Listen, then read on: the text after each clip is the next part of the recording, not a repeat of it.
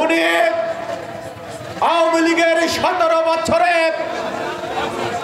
এই অঞ্চলের মানুষকে তার পেশি শক্তি এবং তার পিতা এবং তার অভিভাবক নারায়ণ চন্দ্রের শক্তি দিয়ে এই অঞ্চলের ব্যবসায়ীদের পরে যে নির্যাতন নিপীড়ন করেছে, সে নতুন করে আবার এই অঞ্চল থেকে যিনি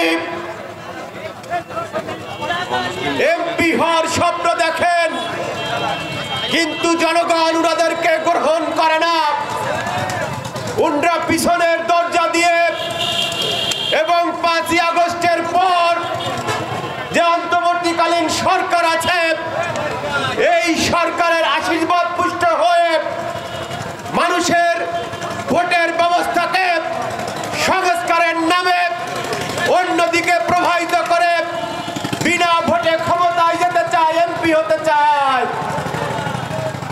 এই নন্দী বাবু আবার নতুন করে এই মিয়া বাবুর ঘাড়ে উঠেছে।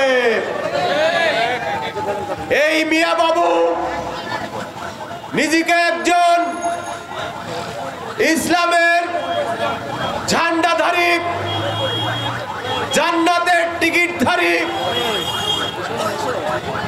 দাবি করেন, কিন্তু চুকনগরের যারা মুসলমান ভাইয়েরা এখানে উপস্থিত আছেন, আপনাদের কাছে প্রশ্ন রেখে গেলাম, কোন ইসলামী দলের কি কোন হিন্দু শাখা থাকতে পারে? কোন মুসলিম শাখা থাকতে পারে? তাহলে হচ্ছে হিরাম ইসলামের নামে ভণ্ড মুনাফিক। কাজেই এই নন্দীবাবুর উদ্দেশ্যে বলতে চাই, সাবধান হয়ে যান নন্দীবাবু। অনেক অপকর্ম এই চুকনগরের মাটিতে আপনি করেছেন।